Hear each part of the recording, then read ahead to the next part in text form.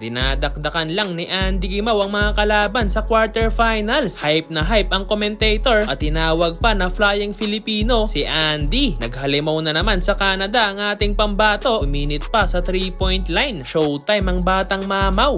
So eto nga, nagbabalik si Andy Gimao sa NPA Canada at maglalaro nga siya ngayon sa quarterfinals sa pagitan ng kanyang team na Royal Crown kontra sa Polaris Prep. Opening frame, inakapagtala kagad ng turnover si Kabayan. Pero kagad din namang bumawi si Andy ng isang napakagandang pasa sa kanyang teammate, corner 3-pointer. Ang kaso nga lang, sinagot din yan pabalik ng Polaris Prep. Buti na lang dahil magagaling rin at mahuhusay itong mga teammate ni Andy Gimao at dinudumi na lang ang ilalim. Sayang itong driving layup ni Andy Gimao, hindi pumasok. Hindi rin basta-basta ang mga nakalaban nila ngayon mga boss dahil mga talented rin ang mga batang to. Under 2 minutes naman mga boss nang maitala na ng ating pambato ang kanyang first basket mula sa running one-handed shot. Masama naman ang pagkakabagsak ng player na to matapos sumabay sa teammate ni Andy. Bago matapos ang first quarter ay pumakitang gilas pa itong ating Kabayan. Brown beats his man, goes right to the basket with the layup.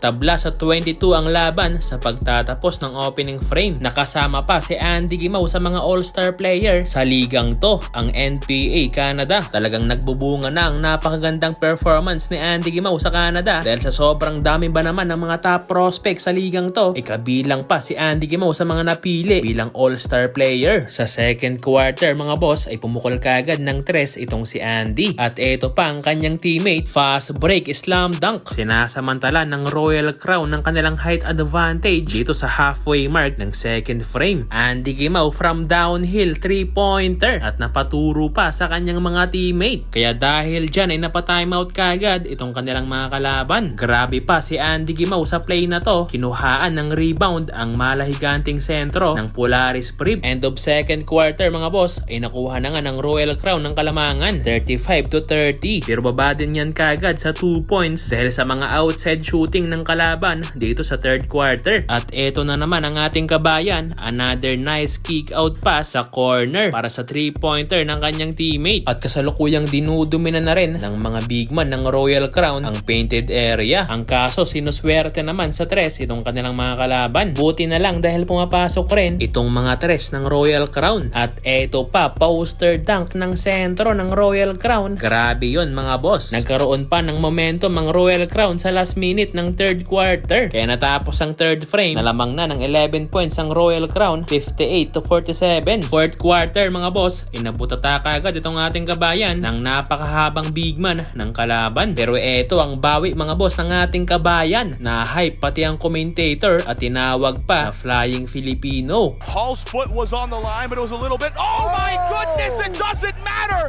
Forget the foot on the line. Gimao gets up. The Flying Filipino makes it a Nag-dunk party na rin itong mga teammate ni Andy Gimao sa fourth quarter. Kaya nakuha nga ng Royal Crown ng panalo sa laban na to sa final score na 86-65. Aabante na sila sa semifinals. 14 points for Andy Gimao.